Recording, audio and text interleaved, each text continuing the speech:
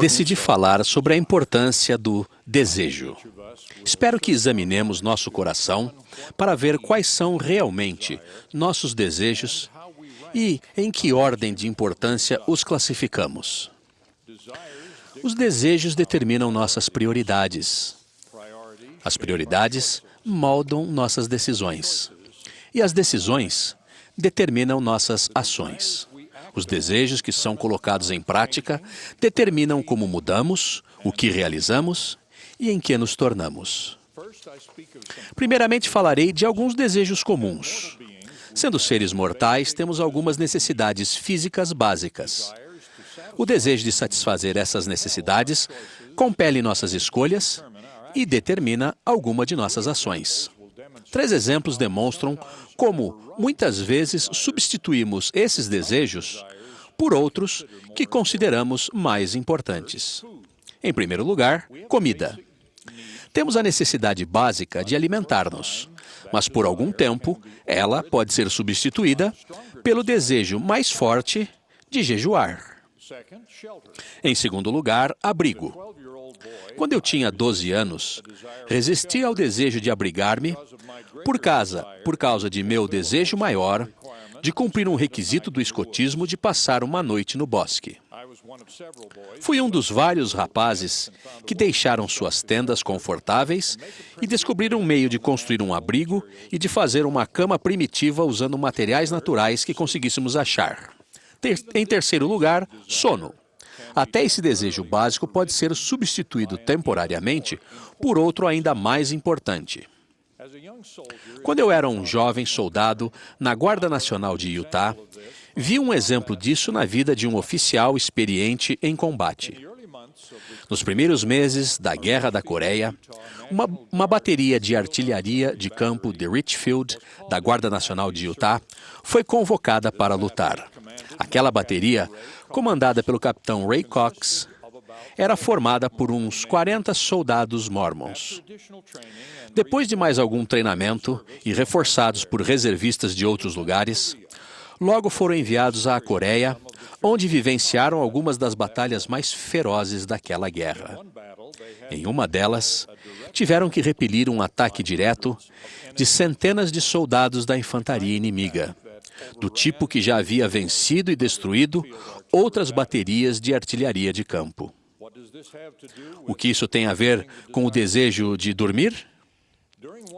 Numa noite crucial, quando a infantaria inimiga transpôs a frente de batalha e chegou à retaguarda ocupada pela artilharia, o capitão fez com que as linhas telefônicas fossem conectadas à sua barraca e ordenou que seus muitos guardas de perímetro telefonassem pessoalmente para ele a cada hora, a noite inteira. Isso manteve os guardas acordados, mas também fez com que o sono do capitão Cox fosse interrompido muitas vezes. Como conseguiu fazer isso? Perguntei a ele. A resposta mostra a força que tem um desejo premente.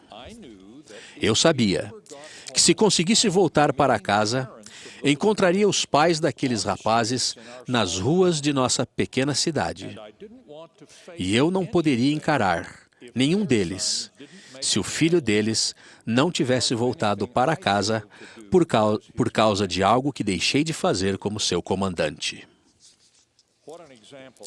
Que grande exemplo de força de um desejo premente sobre as prioridades e as ações.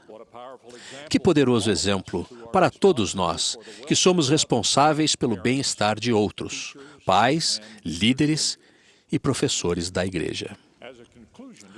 Concluindo essa ilustração, bem cedo pela manhã, após a noite insone, o capitão Cox liderou seus soldados em um contra-ataque à infantaria inimiga.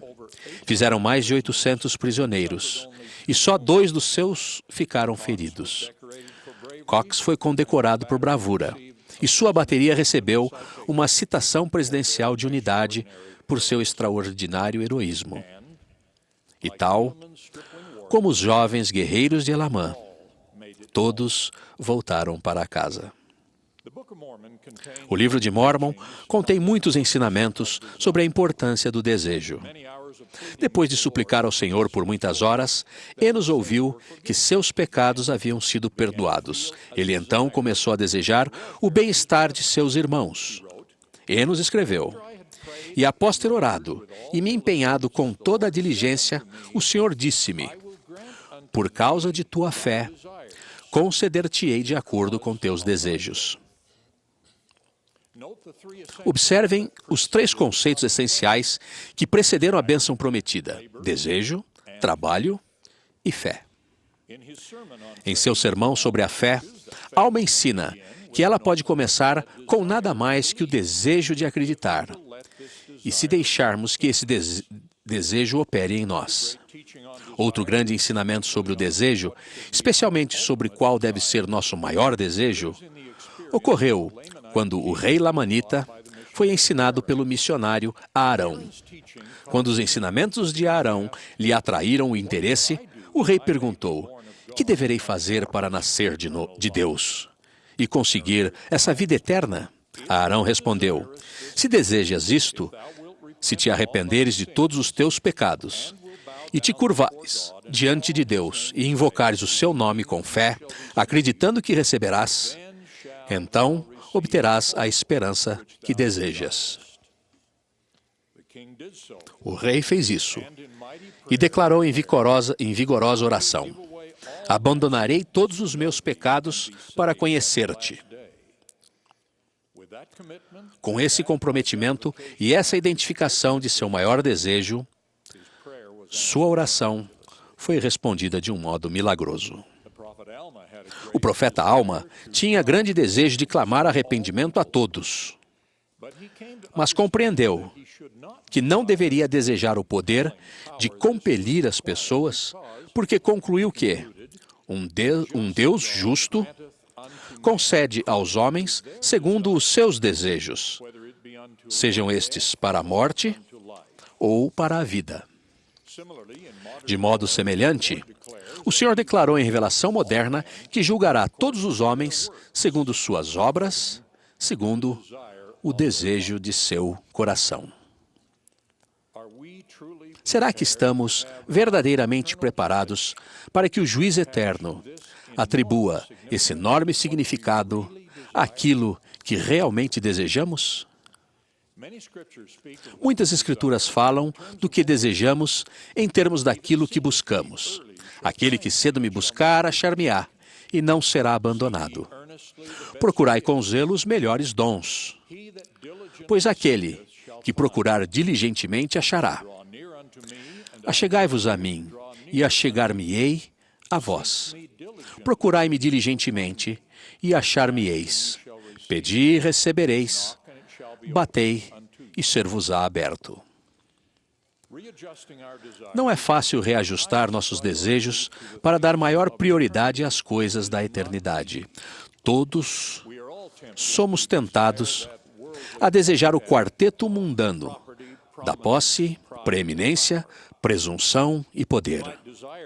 Podemos desejar essas coisas, mas não devemos torná-las nossas maiores prioridades. Aqueles cujo maior desejo é ter posses caem na armadilha do materialismo. Deixam de dar ouvidos ao aviso. Não busques as riquezas nem as coisas vãs deste mundo.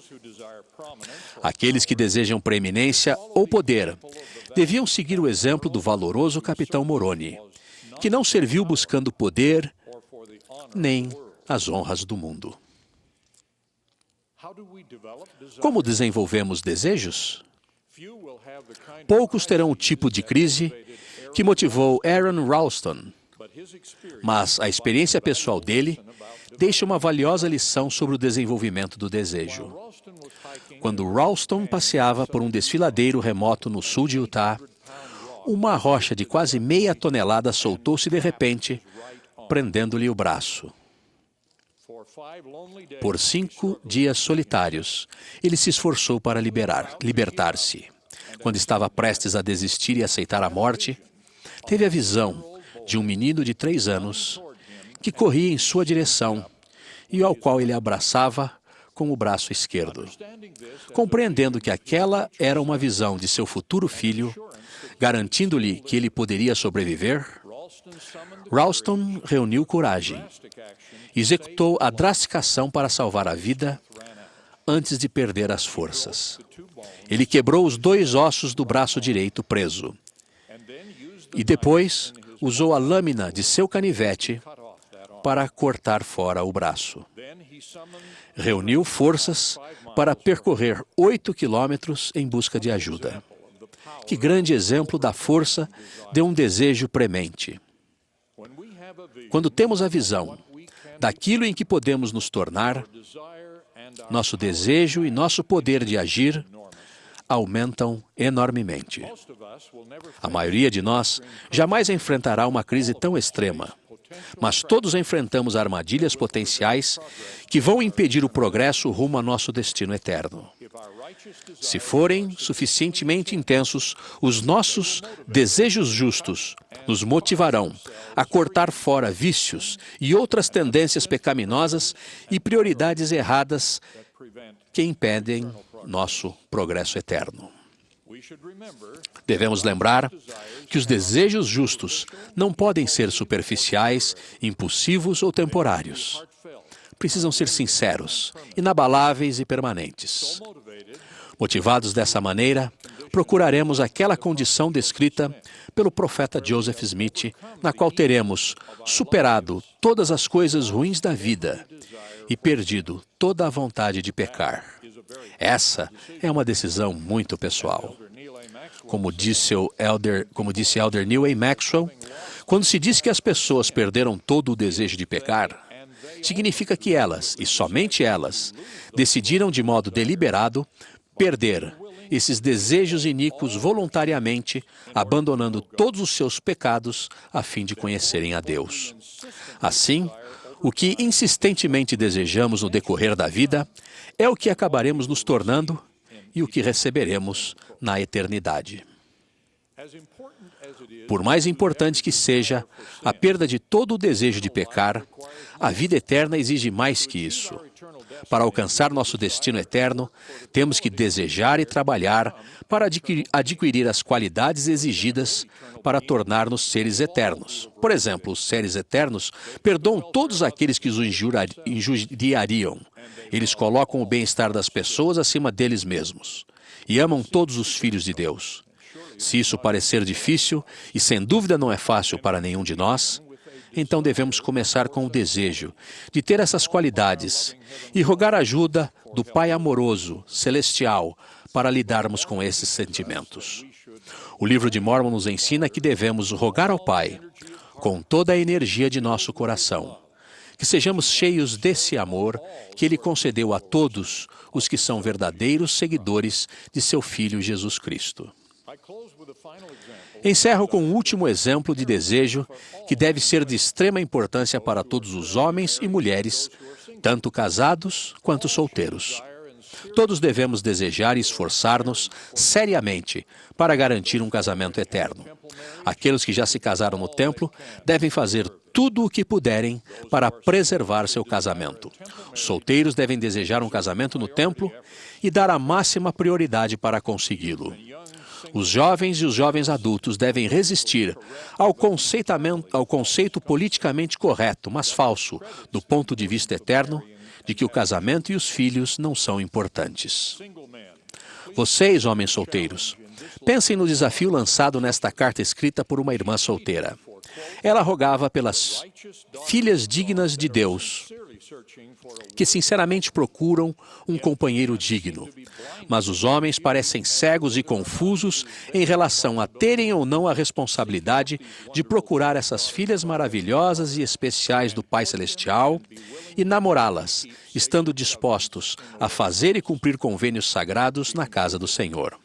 Ela concluiu dizendo: há muitos homens sudes solteiros que ficam felizes em sair e divertir-se a dois ou em grupo, mas que não têm absolutamente nenhum desejo de assumir qualquer tipo de compromisso com uma mulher. Tenho certeza que alguns dos rapazes que buscam ansiosamente uma companheira gostaria que eu acrescentasse que há moças cujo desejo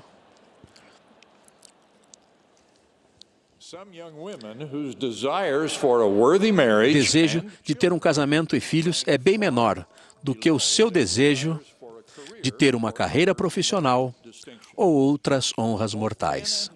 Tanto os homens quanto as mulheres necessitam ter desejos justos que vão conduzi-los à vida eterna. Lembremos que os desejos determinam nossas prioridades. As prioridades moldam nossas decisões. E as decisões determinam nossas ações. Além disso, são nossas ações e nossos desejos que nos fazem tornar-nos alguma coisa. Seja um amigo verdadeiro, um professor talentoso ou alguém qualificado para a vida eterna. Presto testemunho de Jesus Cristo, cujo amor, cujos ensinamentos e cuja expiação tornaram tudo isso possível. Oro para que desejemos, acima de tudo, nos tornarmos como Ele, para que um dia possamos retornar à sua presença e receber a plenitude de sua alegria. Em nome de Jesus Cristo. Amém.